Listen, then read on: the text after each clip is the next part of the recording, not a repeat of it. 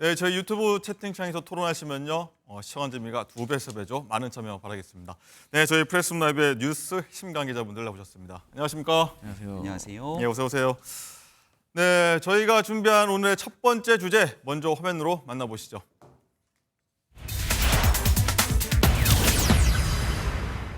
대치.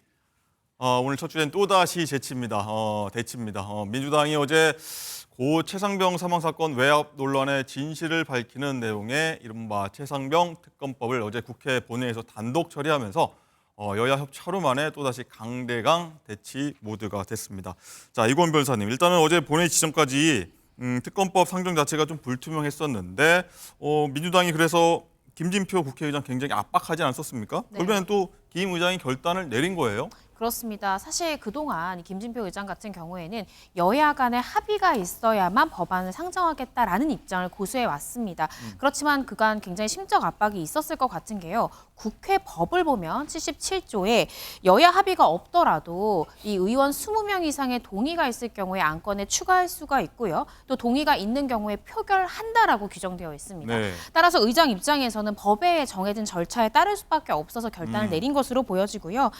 이 부분이 이제 본회의 안건에 포함되자 이 여당인 국민의힘 의원들은 이에 대해서 반발하면서 표결에 불참을 했고요. 다만 국민의힘 소속 김웅 의원은 끝까지 남았고 이 재적의원 전원이 이 해당 특검법에 대해서 찬성을 했기 때문에 김웅 의원 또한 이 해당 이 최상병 이 특검법에 대해서 찬성표를 던진 것으로 보여집니다. 네, 국회 본회의장이 좀 아수라장까지는 아니지만 굉장히 어수선했다. 어제 현장 분위기 볼 수 있었는데, 자, 본회의 현장 모습 한번 보고 오시죠.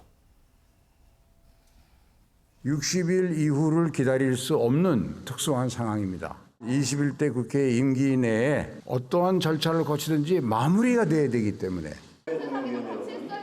더불어민주당 원내수석부대 특별검사의 임명 등에 관한 법률안을 변경 동의안에 따라 국회법 제77조에 따라 권에 대하여 투표해 주시기 바랍니다. 재석 168인 중 찬성 168인으로서 순직 해병 수사 방해 및 사건 은폐 등의 진상규명을 위한 특별검사의 임명 등에 관한 법률안은 가결되었음을 선포합니다.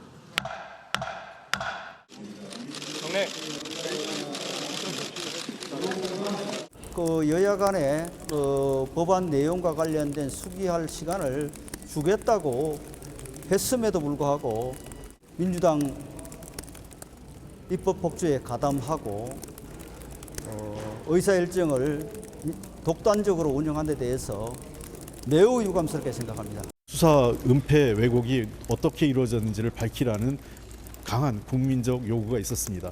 그리고 국민이 원하는 것을 해드리는 게 정치의 본령이라고 생각합니다.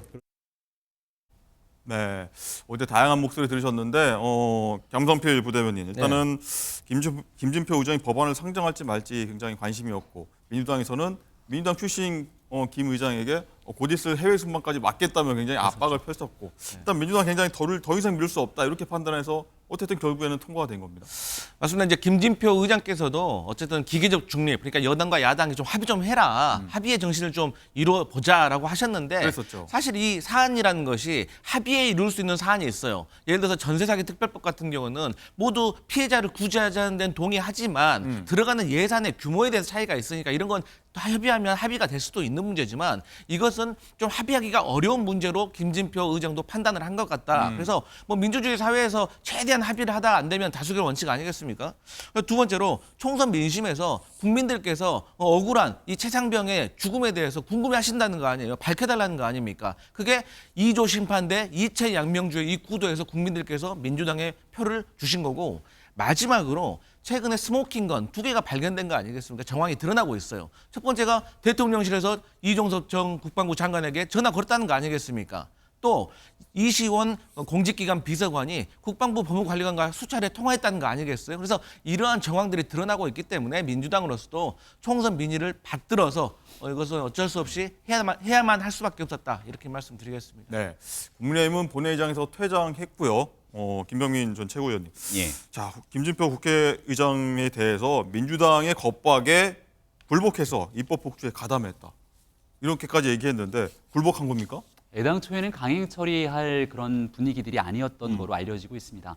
하지만 박지원 당선인을 비롯한 강성 인사들의 김진표 의장에 대한 압박들이 연일 이어지게 됐고 결과적으로 여야 간 합의되지 않는 상태의 특검 법안이 처리가 됩니다. 네. 역대 있었던 특검들을 바라보게 되면 여야 간의 조정 합의 처리를 통해서 알려지지 못한 진실을 규명하기 위한 국민적 총의를 모아가게 되는데 이런 방식의 일방 처리가 진행되고 나면 실제 밝혀질 수 있는 부분들에 대해서 과연 어느 정도의 국민적 동의를 얻어갈 수 있을까에 대한 의구심이 남을 수밖에 없죠.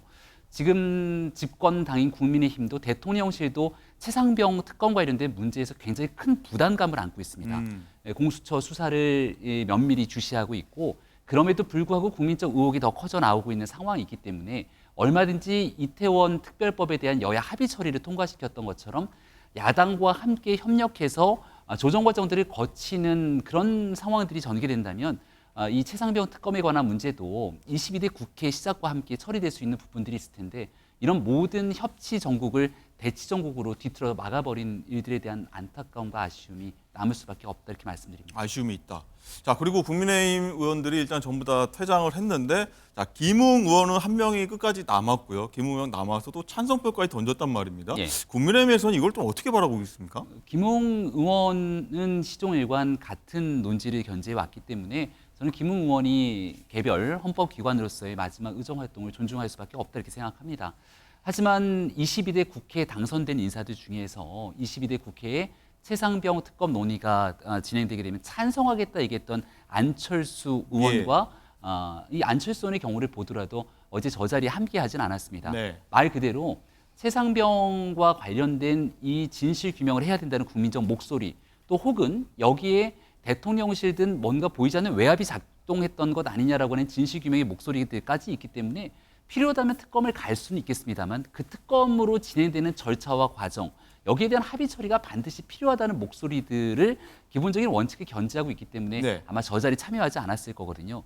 핵심적으로 대통령이 거부권을 행사하더라도 이 제2요구권에 따라서 국회 200석이 찬성하면 결국은 그 특검 법안은 진행이 되지 않습니까? 그럼 무조건적으로 지금 민주당이 보이고 있는 태도는 협치 정국의 파괴로 대통령의 거부권을 유도하는 듯한 정치 행태로 비춰질 수도 있거든요. 사건의 진실 규명과 그리고 이 문제를 통해서 결국 해결하기 위한 정치적 방향을 모색했다면 어제 있었던 급박한 강행 처리의 모습은 국민들 전체가 원하는 결과를 만들어내기에는 부족함이 있다고 생각합니다. 네, 다시 한번 여쭤보면 21대 국회까지 이제 김웅 의원이 남아 있지만 김웅 의원 22대에는 사실 뭐 공천을 받지 못해서 22대 국회보다 없지 않습니까? 이렇게 소신 발언이랄까 소신 행동을 좀 보였다고 봐야 될까요? 어떨까요? 저는 김웅 의원이 시종일관 보여왔던 소신 행동이라 생각하고 지금 현재 21대 국회에는 없지만 22대 국회에 들어오는 이준석 대표 같은 경우도 최상병 특검은 지금 현재 상황에서 반드시 필요하다고 주장하지 않습니까? 개별적으로 얼마든지 그렇게 이야기할 수 있다고 봅니다. 다만 말씀드리는 협치 정국의 파괴와 그리고 지금 있는 공수처의 탄생이라는 건 검찰의 수사를 믿지 못한 상태에서 탄생된 게 공수처인데 네. 그 공수처 수사가 진행되고 있는 과정에서 지금 민주당 중심으로 진행될 수 있는 이 특검 법안을 강행 처리했던 절차상의 문제는 당연히 짚을 수밖에 없다는 네. 얘기들도 함께 드려야 될 것 같습니다. 강성필 대변인 생각 좀 궁금한데 안철수 의원은 이제 개인적으로 찬성이라고 했는데 말씀하신 대로 그냥 나갔단 말이에요. 퇴장했단 말이죠. 그럼 다음엔 또 생각이 좀 바뀔 수 있을 여지가 있나요? 어떻게 바라봐야 됩니까? 저는 기본적으로 지금 여당 내에서도 이 최상병 특검법에 대해서 동의하시는 분이 제법 있다고 분석을 하고 있습니다. 몇 분 계시죠? 그런데 지금 이번에 찬성표를 던지지 않고 퇴장을 하신 거는 지금 국민의힘 당내에서 벌어지고 있는 다가올 행사들, 그러니까 원내대표 선거, 그리고 전당대회 룰 개정 이런 것을 종합적으로 보면서 어떤 보이지 않는 손이 개입을 하면 우리도 다음 선거, 다음 표결 때는 동의할 수 있다라는 걸 보여주는 것이고 사실 이번 21대 때는 17표가 부족하기 때문에 네. 현실적으로 이게 재표결에서 통과될 가능성이 매우 낮습니다. 하지만 이러한 것들이 전체적으로 변수가 작용하면은 22대 때는 어떻게 될지 모르는 거죠. 그래서 아직은 이제 동의하시는 분들도 관망하고 있는 것이다. 하지만 이미 표시를 했기 때문에 22대까지 한번 지켜볼 필요가 있다 이렇게 분석됩니다. 네, 여당에서도 어떤 이탈표 단속해야 된다 이런 목소리가 나올 법한데 자 일단 최상병 특검법이 통과되자 대통령실도 곧바로 입장을 냈습니다. 자, 어떤 목소리 냈는지 듣고 오시죠. 민주당의 특검법 강행 처리는 최상병의 안타까운 죽음을 이용해서 정치적인 목적으로 악용하려는 나쁜 정치입니다. 대통령실은 향후 엄중하게 대응할 것입니다. 협치 첫 장의 잉크가 마르기도 전에 민주당의 입법 폭주를 강행하는 것은 여야가 힘을 합쳐 민생을 챙기라는 총선 민의와 국민들의 준엄한 명령을 정면으로 거스르는 것이라 하지 않을 수 없습니다. 네, 협치를 좀 바로 어긴 거 아니냐 이런 격앙된 모습 보였는데 강선필 부대변인 일단은 대통령이 거부권 행사를 하겠다 이렇게 시사한 거라고 보면 맞겠죠? 네, 지금 그런 분위기로 가고 있는데 저는 정진석 비서실장의 저러한 발언들이 상당히 부적절하다고 보고 있습니다. 그러니까 정진석 비서실장이 최초에 임명이 될 때도 저희 민주당에서 우려했던 모습이 친윤이라는 어떤 세력의 맏형 아니겠습니까? 그리고 평소에 보여왔던 모습들이 되게 강성 있던 분이셨어요. 그렇기 때문에 이런 분이 물론 오랜 정치 경력이 있기 때문에 어떤 정부적인 감각은 있겠지만 본인의 어떤 성품이 있기 때문에 만약에 이러한 어떤 여야의 대치 상황에 있었을 때 가운데서 중재를 하고 가교 역할을 하려는 것보다는 대통령께 더 강성한 어떤 기조를 어떻게 종용하는 이런 모습이 생길까봐 저희가 많이 우려를 했던 건데 이번에 그대로 좀 드러나고 있습니다.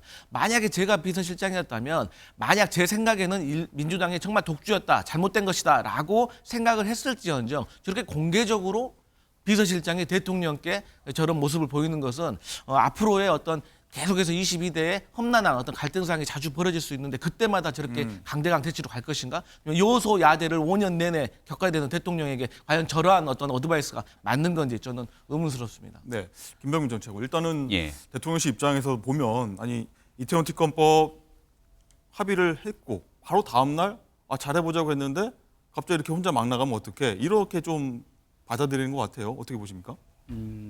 이태원 특별법의 문제도 네, 특별법. 만약 민주당이 어제 보였던 행동과 같이 강행 처리를 시도했다면 또다시 그 국민적 합의를 모아낸 결론을 이르기 매우 어려웠을 겁니다.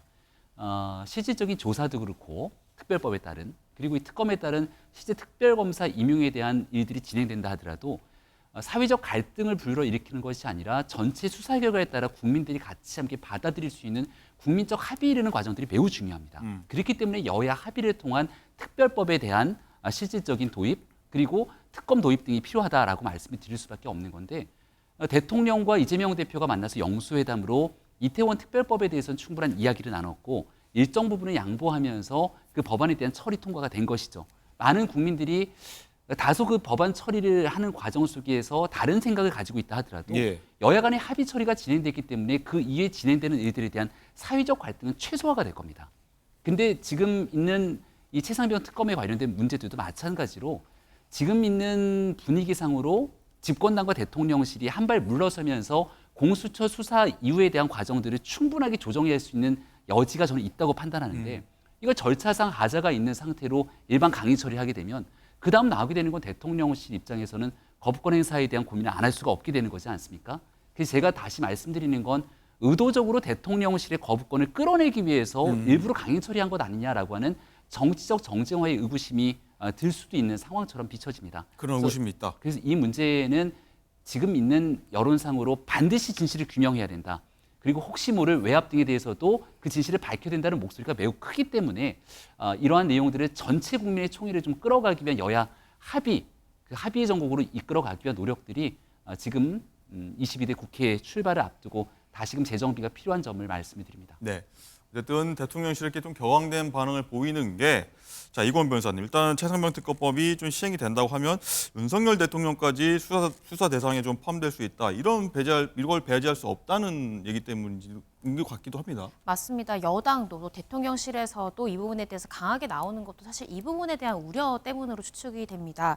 일단 수사 인원 규모를 한번 좀 살펴보면요. 이 최상병 특검법이 시행될 경우에는 이 법안 통과를 주도했던 더불어민주당 측에서 이 특검 추천권 행사하게 되는데요. 이 수사 인원이 지금 예상되기로는 한 최대 104명 정도의 규모, 대규모의 이 특검이 출범할 것으로 예상이 됩니다. 이 규모가 얼마나 큰 규모냐면 이 최순실 특검 특검 때도 최대 105명의 수사인단이 꾸려졌거든요. 그와 거의 뭐 대등한 규모의 그런 특검법의 규모, 특검의 이 규모라는 점에서 굉장히 거대한 이 특검이 출범할 것으로 예상이 된다라고 보여지고요. 이 최상병 특검법 자체가 이 최상병의 사망을 둘러싼 대통령실이나 국방부 등의 외압, 또 은폐 이런 것이 있었는지를 철저히 밝히겠다라는 것이 목적인 만큼 향후에 이제 수사를 진행해 나감에 있어서 대통령실에 대해서 수사를 진행을 하다가 만약 윤 대통령에 대한 개입 정황이 나온다라고 하면 윤 대통령 또한 수사 범위에 포함될 수 있다라는 것이 민주당 측의 해석입니다. 네. 자, 통과가 되고 또 거부권이 행사되고 뭐 계속 다음 22대 국회에서 또 이어지고 굉장히 이런 전국 혼란 전국 계속 보게 되는 것 같습니다. 한번 계속 지켜봐 보도록 하고요.